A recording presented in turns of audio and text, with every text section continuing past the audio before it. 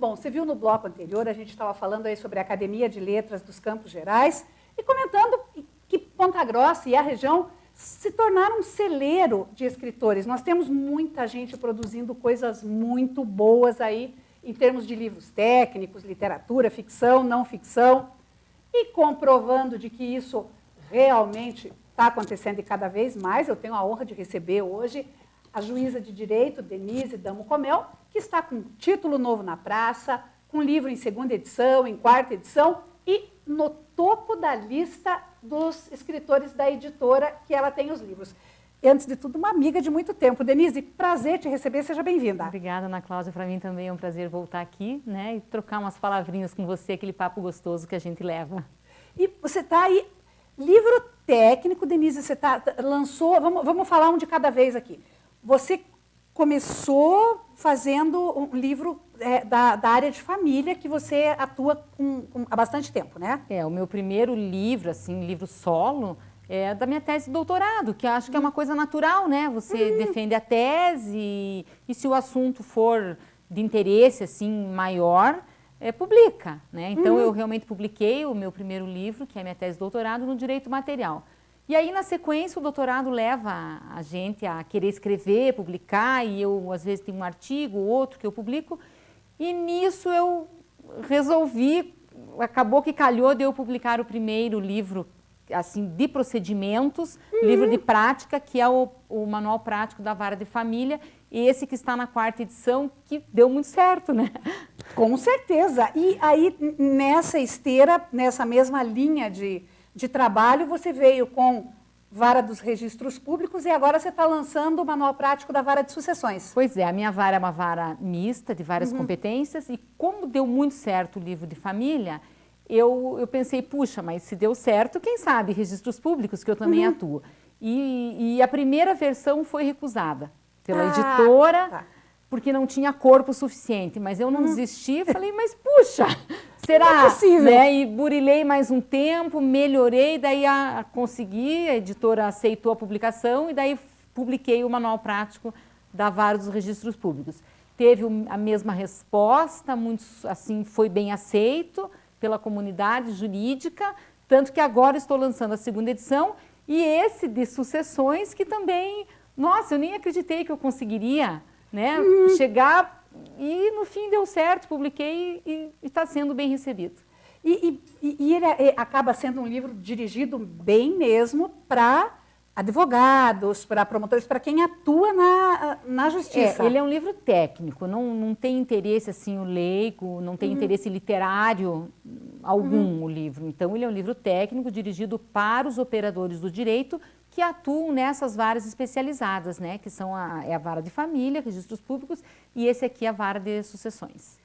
Ele vem bem ao encontro, né, Denise, de uma dificuldade que eu acho que todos os cursos universitários têm, que é a questão prática, né? Porque você tem todo o embasamento teórico, você tem, no caso da gente que é advogado, você tem o exame da ordem, você tem, né, você tem o trabalho de conclusão de curso, mas falta, eu acho que é como aprender a dirigir, né? Depois que você tem a habilitação, aí que você realmente vai pegar a prática da coisa. Cláudia, é o como fazer. Então, a pessoa tem a noção do estudioso do direito material, né, da questão da cadeia sucessória, como é que funciona, testamento, interpretação, habilitação de herdeiros, tudo isso, a condição de herdeiro e as normas do processo. Mas como é que funciona?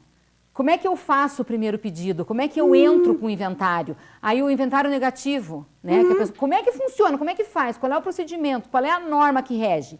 Então, qual é a proposta? E esse de sucessões, isso fica mais nítido ainda.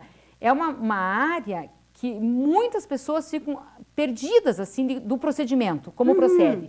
E aqui, então, eu fiz assim, eu estudei bem os procedimentos e eu não discuto questões teóricas, eu não discuto posições.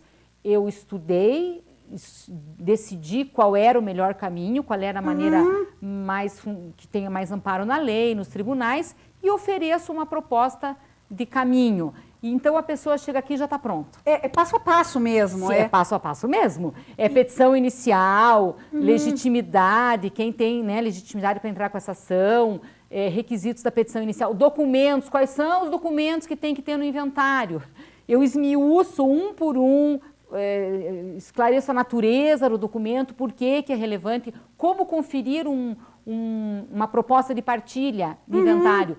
Todos os detalhes da prática estão aqui. E eu sempre faço cotejo com a norma legal, né? Então, essa é a exigência, está aqui nessa norma. Essa exigência está aqui nessa norma. Bacana, isso explica bastante por que está aí na lista dos mais vendidos da editora, porque a Juruá é uma editora direcionada mesmo para publicações para o mundo jurídico, né? Embora ela tenha publicações em outras áreas, mas eu penso que é na área jurídica e a área de trabalho, eu penso que mais precisa de livro, né? Exatamente. Nós trabalhamos com isso, com lei, com interpretação de lei, então é no livro mesmo que a nossa matéria-prima vai estar, né? E a editora, então, pelo volume também de publicações que existem na área, que ela se sobressai por isso, ela acabou que direcionou bastante para o jurídico. E é uma editora excelente. Ela dá um suporte para o autor, desde a formatação, a diagramação, a editoração da Juruá. É uma assistência assim, imediata, direta. Eu sempre tive assim, uma resposta excelente de editora. Estou muito satisfeita com a editora também. Nossa, que maravilha! Aí você tem... justamente essa abordagem, eu acho que explica tanto o sucesso, porque as pessoas hoje em dia estão carentes, né, Denise, de orientação mesmo, né? Como fazer, né? E assim, nós somos todos parceiros e trabalhamos juntos. O promotor de justiça, o advogado, o juiz, nós trabalhamos na mesma seara, só que às vezes há pouco diálogo, né? Porque o advogado discute com o advogado. O juiz, cursos dos juízes, né? Reuniões dos juízes, preparo dos juízes. O Ministério Público, por sua vez, em outra, né, abordagem dentro do processo quanto papel.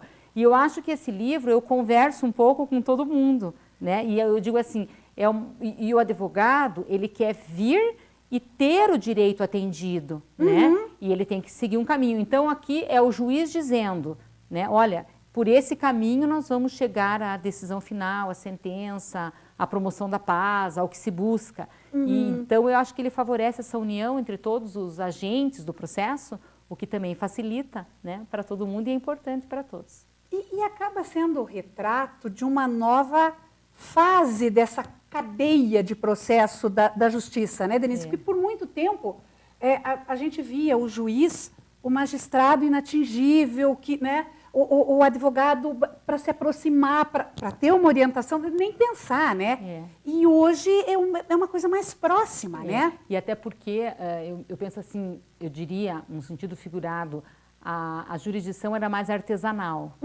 Não tinha esse volume imenso de demandas que nós temos hoje. Então, eu não sei, mas eu estimo que o juiz recebia quantos processos por dia? 3 ou 4, 5 ou 6, proferia 10 sentenças no mês. Hoje nós falamos em centenas, né? Hoje estava com uma colega, por exemplo, de vara civil, ela disse que recebeu por dia 140 processos por dia. Por dia, nossa, super fácil assim. A minha média na vara não é 100, 80, 70, já chegou a 100, quando é pouco é 50. Então, o juiz... Por dia? Por dia. E um dia, daí o dia seguinte outros tantos. Sim. E eu vim aqui hoje, eu deixei de despachar minha carga da noite. Amanhã cedo eu vou ter que dar conta, porque no outro dia vem mais. Então o juiz, ele tem que ser um gestor, né? Um gestor de toda essa demanda, porque o processo tem que andar, a jurisdição tem que ser prestada, o conflito tem que ser resolvido, não pode perpetuar e se demorar no tempo, né? Então, essa questão de você estabelecer o caminho, o procedimento facilita muito, né? Porque as pessoas, bom, nós temos que andar por aqui, então vamos por este caminho. Então, isso ajuda muito e padroniza, né? Hoje nós temos que ter um caminho padronizado para que o processo caminhe até a sentença. E nesse sentido, quer dizer, todo o apoio da informatização do processo, em vez de... parece que fez aumentar ainda mais a carga. Claro, o aumento da população, a gente fala a Constituição Cidadã também. O reconhecimento dos direitos, né? As pessoas cada vez mais estão... E eu digo, na vara de família, por exemplo, sucessões é um juízo necessário, né? Muito embora seja possível fazer o inventário no foro extrajudicial, o que também não invalida as questões do manual, porque um inventário, um arrolamento judicial e um arrolamento no foro extra são os mesmos requisitos, é a mesma lei que rege, então é a mesma coisa. Mas é um juízo necessário, né? Para fazer a partilha dos bens do morto. Então, é uma demanda que não termina nunca. Não, né? E nós não temos aqui no Brasil o hábito que a gente vê que em outros países tem do testamento. A pessoa não deixa testamento, né? É difícil. Tem alguns testamentos, mas assim. É bem menos, assim, né? Mas é muito diferente, comum. porque a nossa legislação é muito amarrada, ela é muito dominante, assim, tem pouco espaço até para a autonomia da vontade.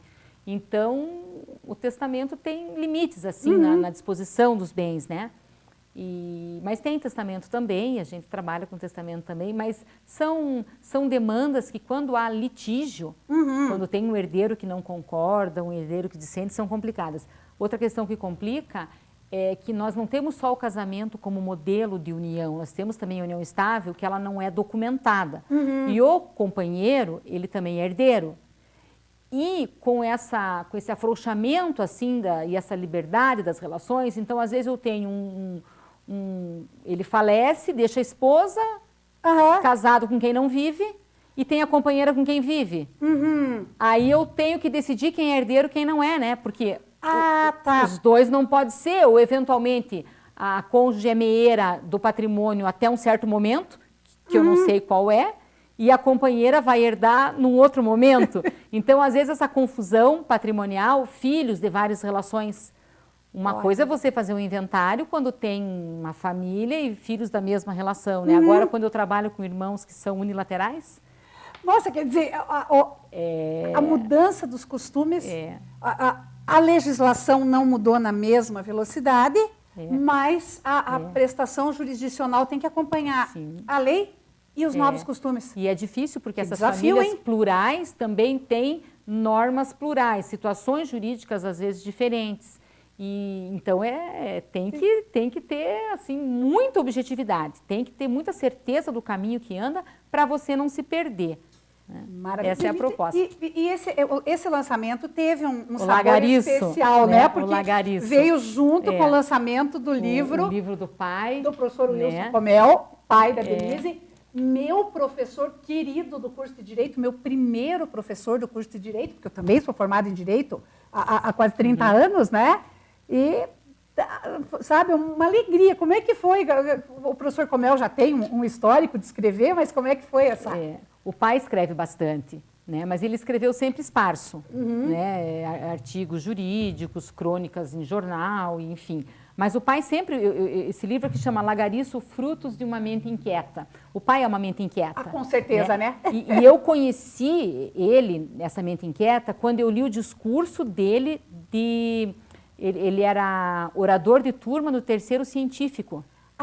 Que é a conclusão do ensino médio. Quando eu li o discurso dele, eu fiquei assim impressionada com a erudição, né, e com o raciocínio verbal e domínio, né, que ele tinha. E está aqui o discurso. Olha que legal. Tá aqui. E aí o que foi a ideia do pai, né? Nunca conseguiu juntar tudo num corpo só para ter um livro publicado.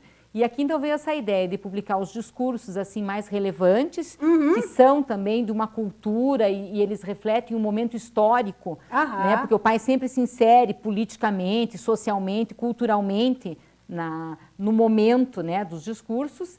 E também o pai foi o cronista do rádio. Legal, muito bacana isso. E ele pegou essas crônicas que ele então escrevia e lia no rádio e ele organizou, então elas estão aqui publicadas. E depois de ter sido cronista no rádio, ele também foi cronista no Diário dos Campos. Olha que bacana, quer dizer, um privilégio, e eu tenho o privilégio de ter ganho esse livro com um autógrafo. Dá licença. Nossa, Denise, um prazer conversar com você. Quero já deixar o convite, eu sei que você vai viajar, vai para um congresso, quando você voltar, para uma conversa para contar como é que foi esse congresso e trazer junto o teu pai aqui para a gente fazer mais uma rodada de conversa. Vai ser um prazer, Ana, voltarmos aqui. Que obrigada. Bom, uma honra. Obrigada a você pela entrevista. Obrigada, obrigada a todos também. Boa tarde. No próximo bloco, você vai saber as novidades do aplicativo aqui da TV Vila Velha, da Barbeiro Comunicações. É um instante só, eu já volto. Não saia daqui.